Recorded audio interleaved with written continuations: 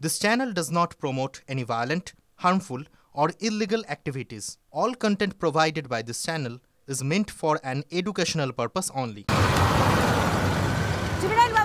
Hotspot নিয়ে আমি শর্মিষ্ঠা আজি সবার প্রথমে একটা বড় ঘোষণা করে দিয়ে হটস্পটের সময় পাল্টাচ্ছে। হটস্পট আগামীকাল থেকে দেখতে পাবেন 5টা 57।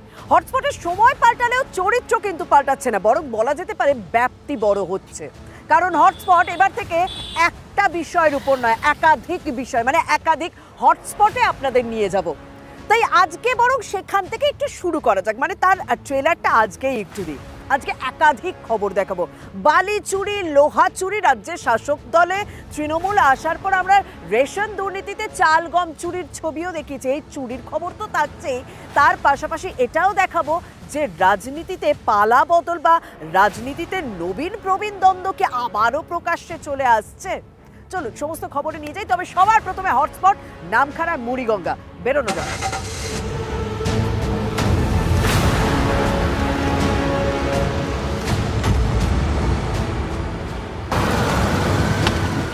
আপনাদের নিশ্চয়ই মনে আছে মুখ্যমন্ত্রী মমতা বন্দ্যোপাধ্যায় বালি পাচার নিয়ে বারবার কড়া বার্তা দিয়েছেন, কিন্তু সেই কথা কি আদৌ কারোর কানে ঢুকছে?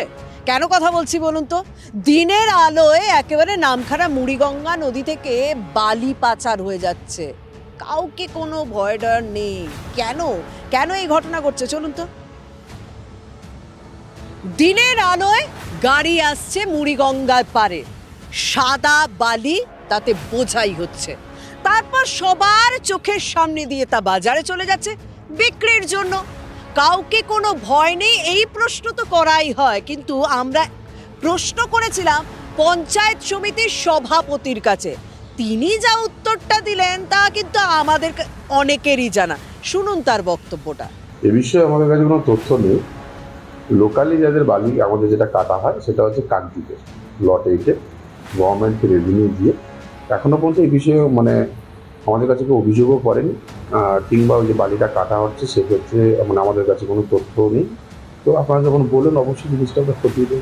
ছোটবেলায় অনেকেই বলতেন যে বেশি জানতে নেই, কোথাও পঞ্চায়েত সমিতির সভাপতি সেই কথাটাকেই নিজের জীবনে সত্যি ভেবে বসেছেন। তবে শুধুমাত্র পঞ্চায়েত সমিতির সভাপতি কেন, আমি বিএলআরওর কাছে গিয়েছিলাম, তিনি আবার অন্য যুক্তি দিচ্ছেন, মানে বাঙালির খুব প্রিয় যুক্তিটাই তিনি একটু অন্যরকম ভাবে সাজিয়ে দিচ্ছেন। বিষয়টা আমি জানতাম না, এখন শুনতে পেলাম, তো দেখছি আমি ব্যাপারটা কত দূর কী হচ্ছে না হচ্ছে আমি তদন্ত করে দেখছি, আর যা অ্যাকশন নেওয়ার সেটা নেব আমরা। তদন্ত, অনেকেই বলেন বাঙালিরা ব্যোমকেশ এবং ফেলুদার পাল্লায় পড়ে সেই তদন্তে পটু হয়ে উঠেছেন, কিন্তু এই পঞ্চায়েত সমিতির সভাপতি এবং বিএলআরও তারা যে রহস্য রোমাঞ্চের এত বড় পোকাতা আমাদের জানা নেই।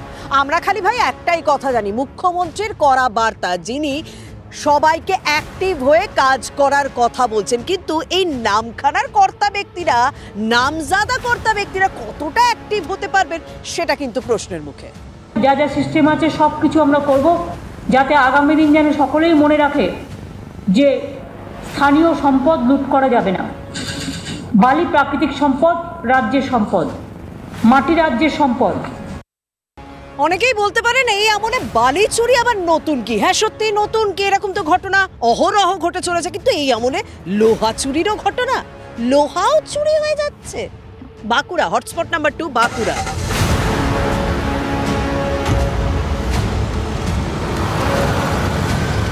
নামখানা থেকে কাটতো বাঁকুড়া সোনামুখী। নামখানার ঘটনায় মানে ওই বালি চুরির ঘটনায় তদন্ত কবে হবে জানি না, তদন্ত হচ্ছে, কিন্তু বাঁকুড়া সোনামুখীর ঘটনা কিন্তু তদন্ত শুরু হয়ে গিয়েছে। এখানে বিষয়টা কি বলুন তো, সোনামুখীতে গ্রিন সিটি প্রকল্প, সেই গ্রিন সিটি প্রকল্পের রাস্তায় লোহার বাতিস্তম্ভ বসে একেবারে শহরটাকে সুন্দর করে সাজানো হবে, কিন্তু সেই বাতিস্তম্ভ তৈরিতেও নাকি লোহা চুরি হচ্ছে। দেখুন, রাজনীতিতে বিরোধীদের জায়গা থাকে, এবং সেই বিরোধীরা যে শুধুমাত্র অভিযোগই করে যাবেন তা তো নয়, তারা দুর্নীতি দেখলে তারা সেটা নিয়ে আলোচনা করুক, সেটা নিয়ে সোচ্চার হলে তাহলে সেই দুর্নীতি বন্ধ করা যাবে। হঠাৎ করে পুরসভার বিরোধী কাউন্সিলর এবং সাধারণ মানুষ কেন এই কাজ বন্ধ করে দিলেন, আমি বিষয়টা একটা পরিষ্কার করব, সেটা কিন্তু মেপেও দেখানো হয়েছে। দেখুন, কোনো এজেন্সিকে বা কাউকে যদি বরাত দেওয়া হয় বাতিস্তম্ভের, সেখানে বলা হচ্ছে সোনামুখীতে বরাত দেওয়া হয়েছিল এরকম লোহার বাতিস্তম্ভ 133 কেজি। অর্থাৎ 133 কিলোগ্রামের বাতিস্তম্ভ বসানোর কথা, কিন্তু সেখানে কত কেজি বা কত কিলোগ্রামের বাতিস্তম্ভ বসানো হচ্ছে? 70। তার মানে মাঝখানে 63 কিলোগ্রাম লোহা চুরি হয়ে যাচ্ছে। আরও একটা বিষয় ক্লিয়ার করব, প্রথমে যখন বরাতে দেওয়া হয়েছিল, যখন গ্রিন সিটিতে এই বাতিস্তম্ভ বসানোর কথা বলা হয়েছিল, তখন বলা হয়েছিল যে কংক্রিট করে তার উপরেই লোহার বাতিস্তম্ভ বসানো হবে। না, সেটা দেখা যাচ্ছে এরকম মাটির মধ্যেই, কাঁচা মাটির মধ্যে বাতিস্তম্ভ বসিয়ে দেওয়া হচ্ছে। অর্থাৎ শুধুমাত্র লোহা চুরি যাচ্ছে তা নয়, ওই কংক্রিটের জন্য যে টাকাটা বরাদ্দ হয়েছিল সেই টাকাটাও হাওয়া। তার মানে চুরির বিষয়টা কোন পর্যায়ে পৌঁছেছে, যে কারণে সাধারণ মানুষ ক্ষোভে ফেটে পড়েন এবং বিষয়টি নজরে আনা হয় এবং দ্রুততার সঙ্গে সেই কাজ বন্ধ করে দেওয়া হয়। দেখুন, 1 কুইন্টাল 33 কেজি ওজন হওয়ার কথা, আমরা এই চাপালো আপনারা নিজেরাই দেখুন 70 কিলো 860 গ্রাম ওজন হচ্ছে। এই কীভাবে দুর্নীতি করছে দেখুন একবার, কন্ট্রাক্টর কীভাবে দুর্নীতি করছে। শিডিউলে ওজন আছে 133 কিলো। আমি নিজে একটি পোল ওজন করলাম, দেখা গেল পোলটার ওজন হয়েছে 70 কিলো 500 গ্রামের কাছাকাছি। তাই আমি তাকে বললাম যে আপনি শিডিউল মেনটেন করে কাজ করলে আপনাকে পূর্ণ সহযোগিতা করব, আর যদি শিডিউল মেনটেন করে না কাজ করেন তাহলে কিন্তু কাজ বন্ধ রাখতে হবে। তারপর তিনি কাজ বন্ধ করলেন এবং পোলগুলো তুলে নিয়ে ওখান থেকে চলে গেলেন। দেখুন, পুরসভাকে তো কাজ বন্ধ করতেই হবে, কারণ হাতে নাতে তো এক্ষেত্রে প্রমাণ পাওয়া যাচ্ছে, পুরো একেবারে ওজনে দেখিয়ে দেওয়া হচ্ছে। সোনামুখীর জনগণ ওই লাইট যে লাগানো হচ্ছে অতি নিম্নমানের কাজ হচ্ছে, লাইটে কাটমানি নেওয়া হয়েছে, এইসব বিভিন্ন অভিযোগ করে ইতিমধ্যে কাজ নাকি বন্ধ করে দিয়েছে। আমি ধন্যবাদ জানাই সোনামুখীর মানুষকে। তৃণমূলের চেয়ারম্যান, ভাইস চেয়ারম্যান সবাই জড়িত আছে এই ব্যাপারে। আমরা চাই যে সঠিকভাবে কাজটা হোক, টেন্ডার অনুযায়ী, যাতে মানুষের বিপদ না আসে। এবং সবচেয়ে বড় হচ্ছে ইলেকট্রিক যে পোলগুলো দিচ্ছে, কারেন্টগুলো কোনো সেফটি নাই, যে কোনো বাচ্চা ছেলে যে হাত দিলে কারেন্ট লেগে যাবে। অভিযোগ পেয়েছি, অভিযোগের ভিত্তিতে তার তদন্ত শুরু করা হয়েছে। যদি কেউ দুর্নীতির সঙ্গে জড়িয়ে থাকে, তৃণমূল কংগ্রেসের কাউন্সিলররা তা রেওয়াজ করবে না। এক্ষেত্রে রাম বাম স্বর একই হলেও একটা কথা বলতে পারি যে রাজনীতিতে বিরোধীদের যে কত বড় জায়গা হয়, সেটা বর্তমান কালে দাঁড়িয়ে সব থেকে বড় উদাহরণ হচ্ছেন মুখ্যমন্ত্রী মমতা বন্দ্যোপাধ্যায়। তিনি যখন বিরোধী নেত্রী ছিলেন, এই ধরনের ইস্যুগুলো পেলে তিনি কি করতেন? সোজা পথে নেমে পড়তেন, সাধারণ মানুষকে ইনভলভ করতেন প্রতিবাদে। কিন্তু বর্তমান কালে দাঁড়িয়ে বিরোধীরা কি করছেন? খালি অভিযোগই করছেন, আওয়াজই তুলছেন, কিন্তু কাজের কাজ কি কিছু হচ্ছে? বিরোধীদের কথা যখন বলছি, তখন রাজ্যের বিরোধী দলনেতা শুভেন্দু অধিকারীর বিধানসভার দিকে একটু নজর দেওয়ার যাক নাকি। মানে আজকের হটস্পট নাম্বার 3 হচ্ছে নন্দীগ্রাম। দেখুন, 1912 সাল থেকে নন্দীগ্রামের ব্রজমোহন তিয়ারি শিক্ষা নিকেতন স্কুলটি পথ চলা শুরু করে। অনেকগুলো বছর কেটে গেছে, মানে অনেক বছর কেটে গিয়েছে, কিন্তু এখন সেই স্কুলের সঙ্গে একটা দুর্নীতির অভিযোগ উঠছে। শতবর্ষ পরে সেই স্কুলের সঙ্গে দুর্নীতির অভিযোগ। কি অভিযোগ? না, স্থানীয় বাসিন্দা বলছেন এই স্কুলের প্রধান শিক্ষক নাকি স্কুলের জমি বিক্রি করে দিচ্ছেন। অভিযোগটা প্রথমে শুনে নিন তো। অভিযোগটা হলো, প্রধান শিক্ষক যিনি আছেন হেড স্যার রঞ্জিত কুমার শাসমল, তিনি স্কুলের যে সম্পত্তি আছে প্রায় 350 বিঘা জায়গা, সেই জায়গার কিছু তিনি বিক্রি প্রক্রিয়া শুরু করেছেন। এবার এমনকি আমাদের কাছে যা খবর আছে যে স্কুলের যে অ্যাকাউন্ট আছে সেই অ্যাকাউন্টে টাকা না রেখে তিনি তার নিজস্ব অ্যাকাউন্টে তিনি এবং অ্যাসিস্ট্যান্ট স্যারের দুজনের মিলে অ্যাকাউন্টে টাকা রাখছেন।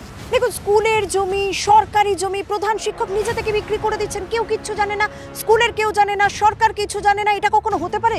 স্থানীয় তৃণমূল নেতৃত্ব আবু তাহের, তার বক্তব্যটা একবার শুনুন। নতুন করে বলছে একটা ইংরেজি প্রাইভেট ইংরেজি স্কুল টাকা নয় করে একটা বড় চক্রান্ত চলছে। কোটি কোটি টাকার তছরূপের জন্য আমরা মাননীয় মুখ্যমন্ত্রী, জেলা শাসক, এসপি, এসডিও, বিডিও এবং বিএলআরও জানিয়েছি এবং মাননীয় আমরা আইসি নন্দীগ্রামকে এফআইআর করার জন্য আমরা লিখিতভাবে আবেদন করেছি। দেখুন, এই গল্পে একটা টুইস্টও আছে, মানে যে অভিযুক্ত তার কাছে আমরা পৌঁছবো না তা তো হতে পারে না। অভিযুক্ত প্রধান শিক্ষকের সঙ্গে কথা বলেছিলাম, তিনি তার বিরুদ্ধে ওটা সমস্ত অভিযোগ অস্বীকার করছেন। তিনি আবার একটা কোথাও খোঁচাও দিয়েছেন। এডুকেশন ডিপার্টমেন্টের হায়ার অথরিটির পারমিশন নিয়ে জায়গাগুলি বিক্রয় করার সিদ্ধান্ত নেওয়া হয়েছে এবং ওই জায়গার পরিবর্তে আবার জায়গা কেনা হচ্ছে। 8 একর জায়গায় ইংলিশ মিডিয়াম স্কুলের জন্য কেনা হচ্ছে। নন্দীগ্রামে ইংলিশ মিডিয়াম স্কুল নেই, এখানকার ছেলেরা বহু দূরে দূরে পড়তে যায়, প্রজন্মের পর প্রজন্ম বঞ্চিত হচ্ছে। তারা রাজনৈতিক দলাদলিতে বিভিন্ন জায়গায় তারা চুজ করতে পারে, এই প্রজেক্টটা ফিরেই চলে গেছে। এত আমি ঝুঁকি নিচ্ছি কেন? এটা আমার কোনো লাভ হবে না, লাভ হবে এখানে নন্দীগ্রামের বাসী। আমি জানি এটা ঝুঁকিপূর্ণ কাজ, কিন্তু নন্দীগ্রামবাসী যাতে অন্ধকারে যে পড়ে আছে, একটা মাধ্যম থেকে পুরো অন্ধকারে পড়ে আছে, সেইটাকে ফিরিয়ে আনার জন্য আপামর জনসাধারণ, আপামর আমাদের গার্ডিয়ান কমিটি সকলের সম্মিলিত চেষ্টায় আমরা এই প্রজেক্টটাকে দাঁড় করার জন্য চেষ্টা করছি। দেখুন, রঞ্জিত শাসমনের খোঁচাটা শুনলেন? রাজনীতি দাদা, রাজনীতি। এই নীতির কাছে কিন্তু কোনো নীতি পার পায় না। আর শিক্ষায় রাজনীতি তো ঝুড়ি ঝুড়ি প্রমাণ রয়েছে। তাহলে কে ঠিক কে ভুল সেটা কে প্রমাণ করবে? ওই যে তদন্ত। ইতিমধ্যে রাজ্যে এত তদন্ত হচ্ছে না, শেষ পর্যন্ত অনেকেই বলছেন এত তদন্তের জন্য তদন্তকারী না কম পড়ে যায়। দেখুন, নন্দীগ্রামের হেডমাস্টার কি করবেন সেটা তো সময়ই কথা বলবে, তা কেউ জানে না। কিন্তু মালদার বৈষ্ণবনগরের চামাগ্রাম হাই স্কুলের শিক্ষক শিক্ষিকারা রীতিমতো হাত তুলে নিয়েছেন, কারণ স্কুলে যে কোনো দুর্নীতি হোক তারা কোনো বিষয়ে কথা বলতে যাবেন না। কেন জানেন? ছবিটা দেখুন।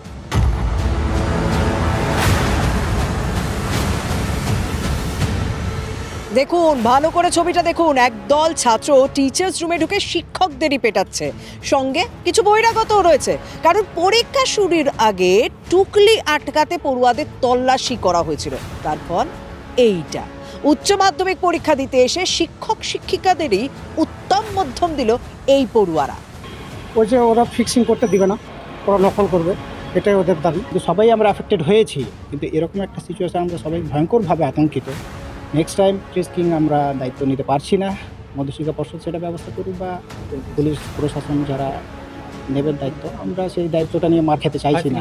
আমরা প্রচণ্ড আতঙ্কিত, রীতিমতো আতঙ্কিত। আমরা কিভাবে পরবর্তীতে গার্ড দিব, পরীক্ষার গার্ড দিব, বা ফ্রিস্কিং আমরা কেমন করে করবো? আর আমরা টিচার, আমরা মাস্টারমশাই, আমরা কেমন করে ফ্রিস্কিং আমরা কেন করবো বলুন? আমরা ফ্রিস্কিং কেন করবো? কি দরকার আমাদের প্রত্যেকের গায়ে হাত দিয়ে চেকিং করার? আমাদের কোনো দরকার নেই চেকিং করার। কেন করবো? আমরা ঘরে যাব, ঘরে গিয়ে আমরা গার্ড দেবো। আচ্ছা, পরীক্ষার হলে টোকাটুকি রুখলেই এরকম একদল পড়ুয়ারা গুন্ডামি করবে, এটা কি ট্রেন্ড হয়ে যাচ্ছে? কি ভাবছেন? এই পড়ুয়াদের বিরুদ্ধে কোনো রকম ব্যবস্থা নেওয়া হবে না? এই মাদ্রাসার পড়ুয়াদের বিরুদ্ধে কোনো ব্যবস্থা নেওয়া হবে না? ইতিমধ্যেই 9 জনকে শনাক্ত করা হয়েছে, তাদের বিরুদ্ধে শুনানি হবে, তথ্য তালাশ হবে এবং প্রয়োজনে এদের পরীক্ষা বাতিল পর্যন্ত করা হবে। 9 জনকে আইডেন্টিফাই জাস্ট করা হয়েছে। আমার কাছে এই মুহূর্তে 7 জনের নাম রয়েছে, এক্সাম রোল নাম্বার রয়েছে, সবই রয়েছে। আমরা এই পরীক্ষা শেষ হয়ে যাওয়ার পর কামড়িতলা হাই মাদ্রাসার যিনি হেড অফ দি ইনস্টিটিউশনস, তাকে আমরা ডেফিনেটলি কল করব। এই ঘটনা যদি পুনরাবৃত্তি হয় তাহলে কিন্তু সাংঘাতিক সিভিয়ার পানিশমেন্ট দেওয়া হবে, ইভেন কাউন্সিলে এফিলিয়েশন পর্যন্ত ক্যান্সেল কিন্তু করা হবে। যদি প্রপারলি আইডেন্টিফাইড হয় সেক্ষেত্রে কাউন্সিল কিন্তু তাদের এবছরের পরীক্ষা তো বাতিল হবেই, টোটাল 2 বছরের জন্য তারা কিন্তু কাউন্সিল থেকে সাসপেন্ডেড কিন্তু হতে পারে। এই লেভেলের পর্যন্ত আমরা শাস্তি কিন্তু আমাদের কিন্তু সেটা আমরা ঠিক করে রেখেছি। আমরা জেলা পরিষদের সঙ্গেও কথা বলেছিলাম, তিনি তো আবার পরিষ্কার বলে দিচ্ছেন যারা হামলা চালিয়েছে তারা বাইরে বেসরকারি স্কুলের পড়ুয়া। জানতে পেরেছি ছাত্রগুলো সব বেসরকারি স্কুলের ছাত্র, হয়তো সরকারি স্কুলের তাদের নাম নথিভুক্ত আছে, কিন্তু তারা বেসরকারি স্কুলের ছাত্র। তারা এই ঘটনাটা বিশেষ করে ঘটিয়েছে এবং তারা চিহ্নিত হয়েছে। প্রাইভেট স্কুলগুলোতে বেশি টাকা দিয়ে ভর্তি হয়, কারণ সরকারি স্কুলে তো পয়সা লাগে না, আর বেসরকারি স্কুলে পড়তে গেলে পয়সা দিয়ে পড়তে হয়। এবং সেই স্কুলের প্রতিষ্ঠানরা তারা নকল করতে বা মোবাইল নিয়ে তো প্রভাবিত করছে কিনা আমার জানা নেই, তবে তারা নকল করার একটা প্রবণতা আছে এবং মোবাইল নিয়েও যায়।